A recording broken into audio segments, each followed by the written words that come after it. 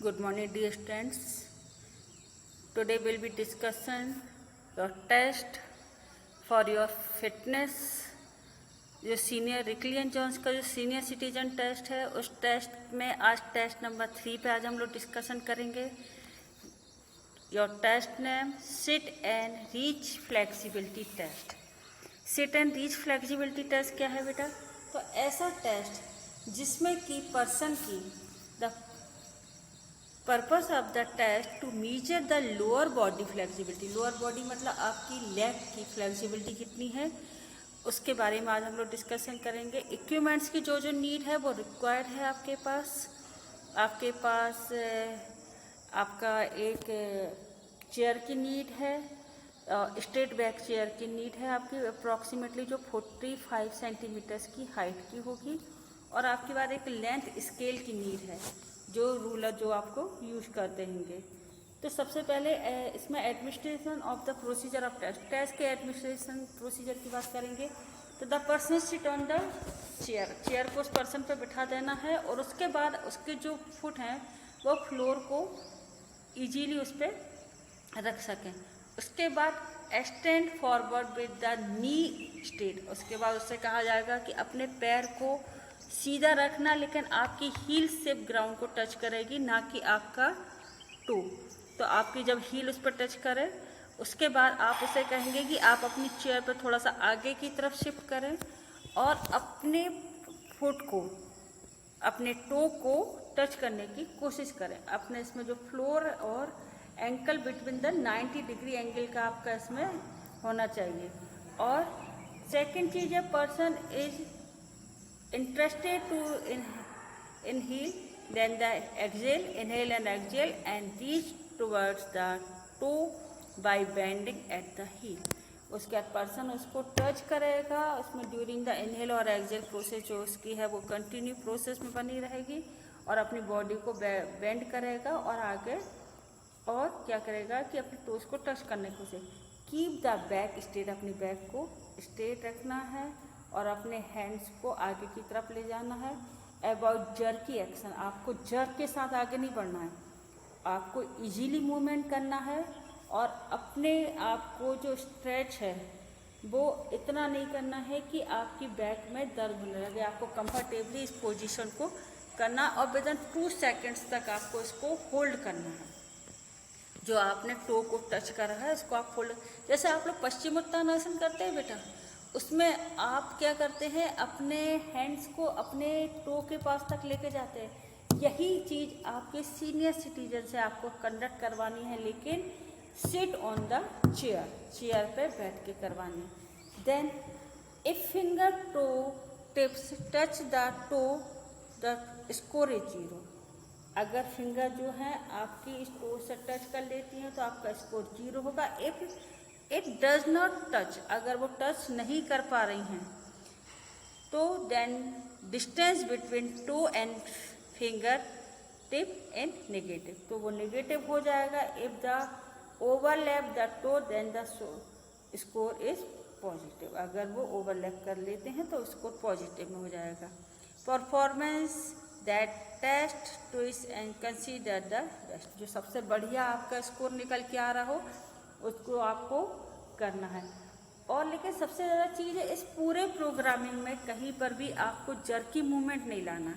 Jerky movement से मतलब है कि जब आप उस चेयर पर बैठे हैं तो आपकी जो लेग है वो स्ट्रेट होनी चाहिए. सेकंड लेग जो है वो बेंड करके आप इजीली रख सकते हैं, और आपकी अपर बॉडी जो है वो बैक स्ट्रेट आनी चाहिए. आपके जो हैंड्स हैं वो आपकी शूज़ के टोज को टच करेंगे. लेकिन क्या होता है, सीनियर सिटीजन्स के साथ कहीं ना कहीं उनको फ्लेक्सिबिलिटी की प्रॉब्लम्स होती हैं, तो ऐसे लोगों के साथ जर्की मूवमेंट अवॉइड करना चाहिए. और उनके साथ जब कभी भी आप ये टेस्ट कंडक्ट करें तो उनके साथ कंटिन्यूसली रहें, जिससे कि उनको किसी भी तरीके की प्रॉब्लम्स ना हो.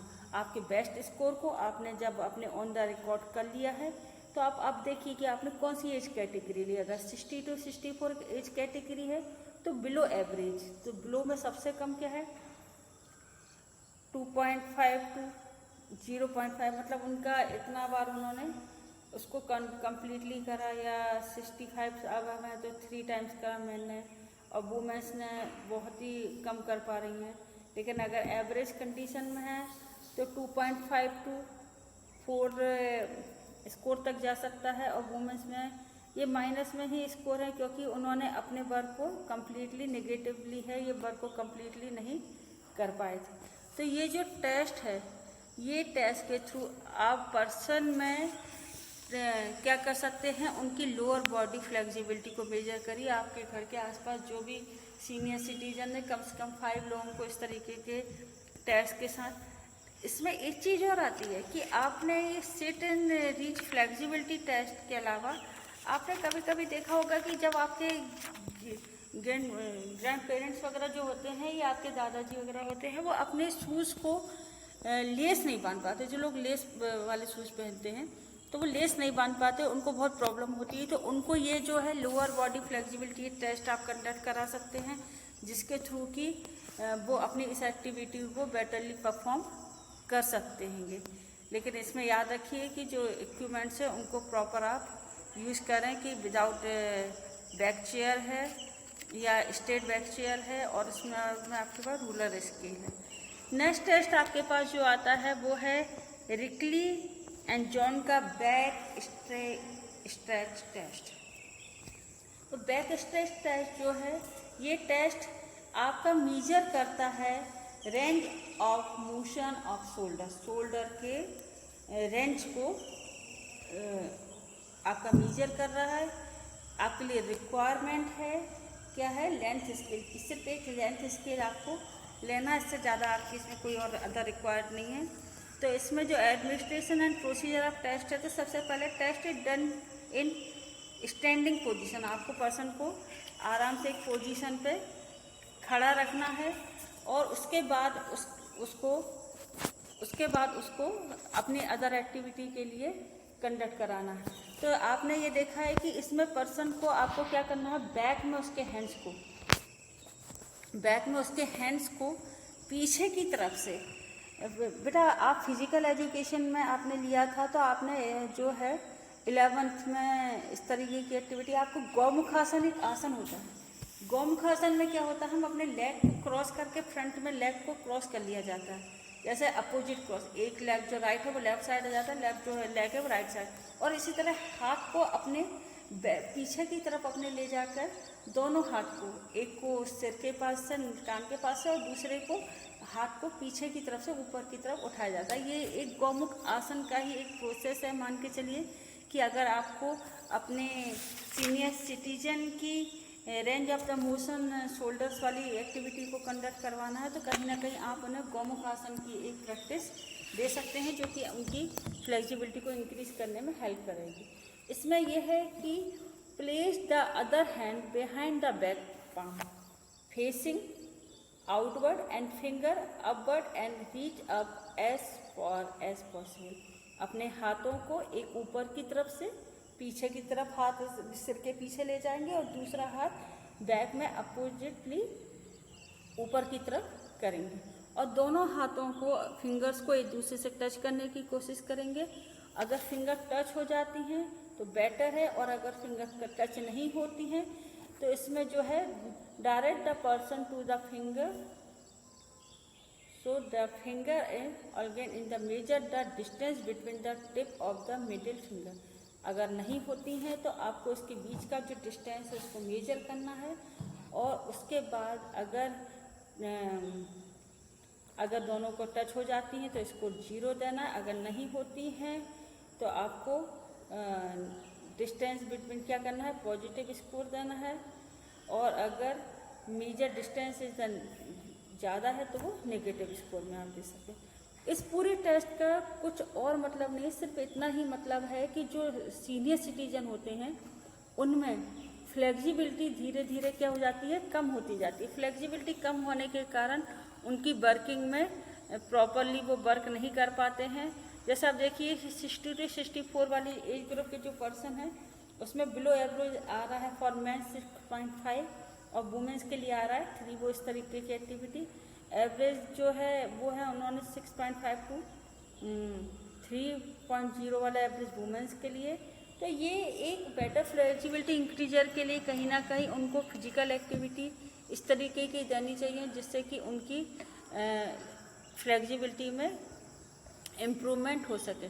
ऐसे पर्सन के लिए ज़रूरी है कि उनको हमेशा बैक स्ट्रेट रखने की या बैक को शोल्डर उससे चेयर से प्रॉपरली टच करके स्ट्रेट बैठने की हैबिट भी होनी चाहिए। हाथों को मोस्टली उन्हें रोटेट करते रहने वाली कंडीशन, अगर वो हाथों को रोटेशन वाली कंडीशन, फॉरवर्ड बैकवर्ड रोटेशन वाली कंडीशन को अप्लाई करेंगे बाई आसन वगैरह के थ्रू या बाई एक्सरसाइज के थ्रू, तो उनको ये फ्लेक्सिबिलिटी टेस्ट करने में भी हेल्प मिलती है। नेक्स्ट टेस्ट जो हम लोग डिस्कशन करेंगे वो है 8 feet up and go test.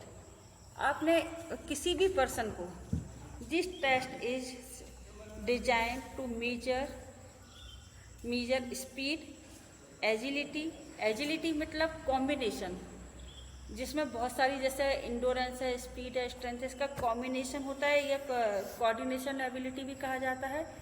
And balance well moving, जब आप चलते हैं तो इसके बीच का आपका बैलेंस किस तरीके से हो सकता है। तो ये जो टेस्ट है इसमें आपको जो रिक्वायरमेंट है वो एक स्टॉप वॉच की रिक्वायरमेंट है।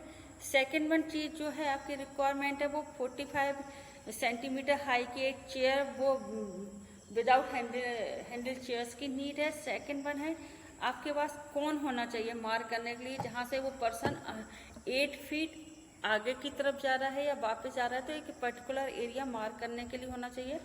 उसका मेजरिंग टेप, आपको एक मेजरिंग टेप की नीड होती है जिस मेजरिंग टेप से आप मेजर कर सके कि उसने कितना एरिया प्रॉपरली करा।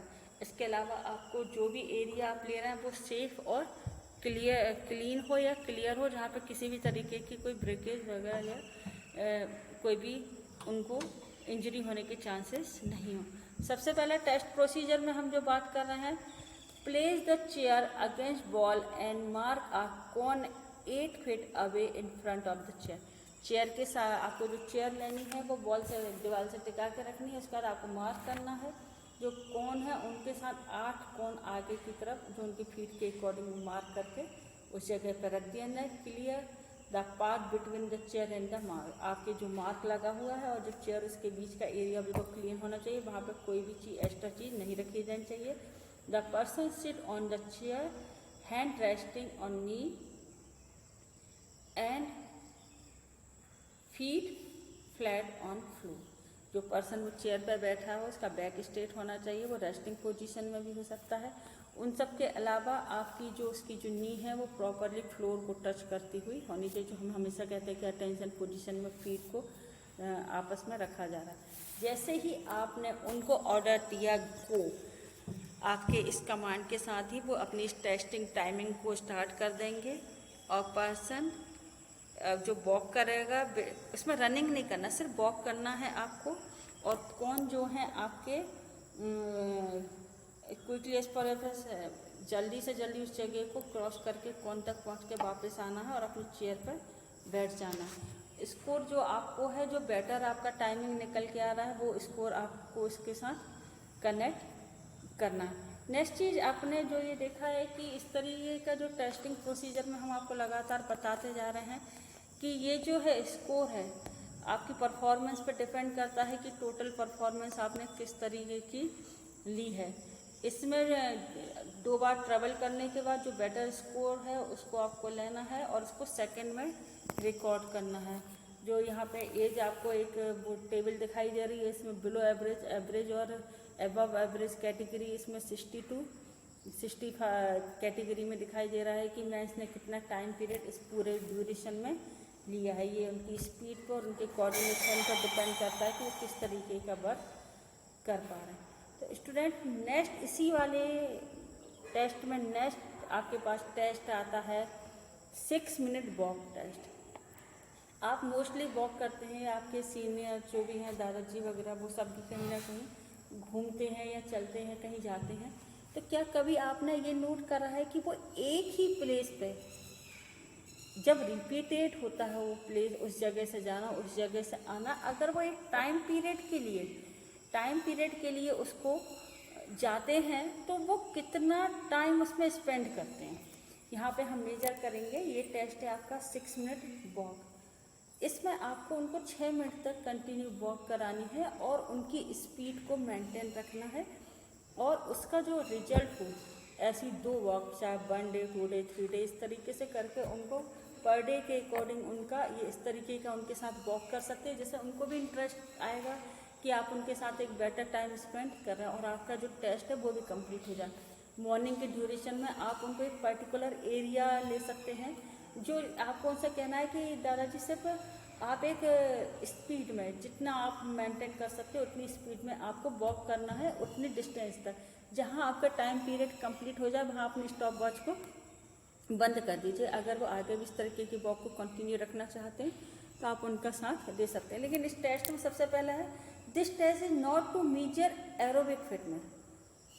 क्या है ये? This test is use to measure aerobic fitness. उनकी एरोबिक फिटनेस पर डिपेंड करता है। अब आप पूछेंगे एरोबिक फिटनेस क्या है? तो एरोबिक फिटनेस वो है कि आप कंटिन्यू किसी वर्क को कर रहे हैं, और एनोरोबिक फिटनेस जिसमें कि आपको एक शॉर्ट ब्रीथ के अंदर आपको उस टाइम वर्क को कंप्लीट करना होता है। लॉटो ये जो एरोबिक फिटनेस टेस्ट है इसमें आपकी रिक्वायरमेंट है measuring tape to mark track distance, stop watch, फिर चेयर पोजीशन फॉर रेस्टिंग। जब वो 6 मिनट आपके साथ वॉक कर लेते हैं तो फिर वापस चेयर पे आके उनको बैठने के लिए कहिए। उसके बाद वो दोबारा जाना चाहें तब आप उनकी टाइमिंग को नोट कर सकते हैं। इसमें प्रोसीजर क्या है? The walking score is limited in the rectangle area. आप उनको एक रेक्टेंगल एरिया, जैसे कि मान लो एक गैलरी है, उसमें आप उनको जाने के लिए कहिए, फिर आने के लिए कहिए, या एक ऐसा पाथ है जो पूरा एक रेक्टेंगल शेप में है, जैसे पार्क वगैरह में, इस तरीके का आप उनको प्लेस भी चूज़ कर सकते हैं। या जो रेक्टेंगल एरिया होता है उसको आप एक पर्टिकुलर एरिया के अंदर अगर आप कर रहे हैं तो जो ट्रैक एरिया है वो रेक्टेंगल एरिया है 45 into 5 metre square, 45 into 5 metre square का, जहाँ पर आपको कौन लगाने हैं, मार्क लगाने हैं, और उस एरिया को आप रेगुलर इंटरवल के बाद उनके साथ वॉक करके उसके टाइमिंग को मेंटेन कर सकते हैं। The aim of test is to walk in quickly and possible for the 6 minute to cover maximum distance. जब वो 1 या 2 दिन तक अपनी वॉकिंग को कंटिन्यू कर लेंगे तब आप उनसे ये कह सकते हैं कि आप इस पर्टिकुलर एरिया के अंदर जो 45 इंटू 5 मीटर स्क्वायर एरिया है, आप इसमें जहाँ कौन रखिए वहाँ तक जाइए, फिर वापस आइए, फिर जाइए, इस तरीके का आप 6 मिनट तक वॉक करिए।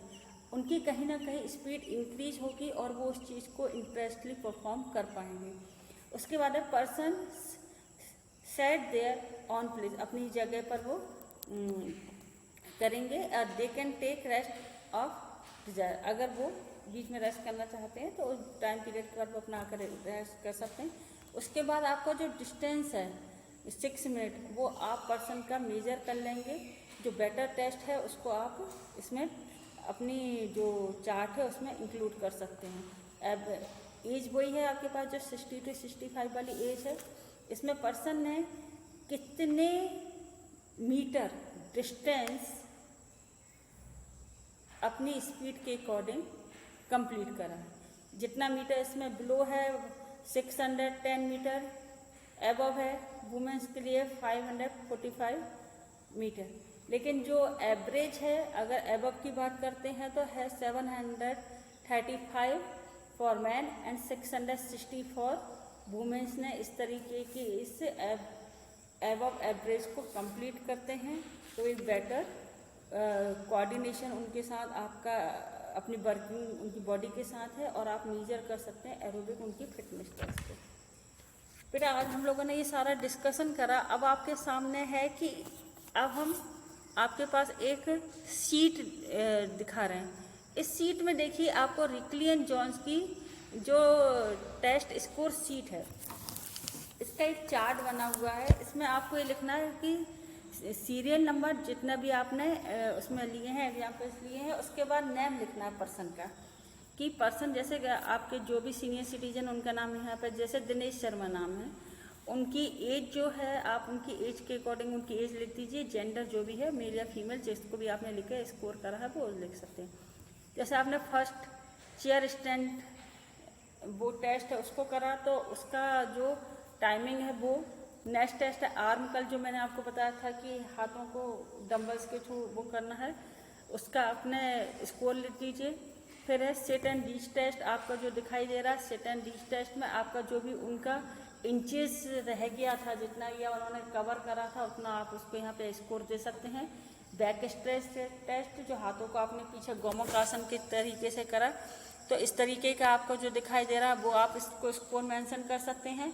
फिर आपने 8 feet go and up test का जो मेजरमेंट लिया था वो यहाँ मेजर करिए। फिर देन है 6 मिनट वॉक टेस्ट, जो आपने लास्ट टेस्ट इसमें करा था उनका जो बेस्ट स्कोर है वो आप इसमें इंक्लूड कर सकते हैं। फिर उसका टोटल इन सब का ग्रैंड टोटल करके आपको एबव एवरेज का बारे में उसमें यहाँ पे इंफॉर्मेशन शेयर करें। इस तरीके की आपको एक टेस्ट स्कोर शीट आप अपनी नोटबुक में बनाइए और या एक फाइल के थ्रू आप इसको कवर कर सकते हैं। और ऐसे टेस्ट को आपको मेंटेन करके अपनी नोटबुक में इंक्लूड करना है, क्योंकि ये टेस्टिंग प्रोसीजर है और ये आपको बाय प्रोजेक्ट वर्किंग में दी जा रही है, तो इसको कंपलसरी आपको करना है। नेक्स्ट टाइम जब कभी भी स्टूडेंट टीचर्स मीटिंग होगी, जब आप मुझसे मिलेंगे तो आप इस तरीके का स्कोर मुझे दिखाएंगे और आप अपनी नोटबुक में इसको क्लियरली मेंटेन करेंगे।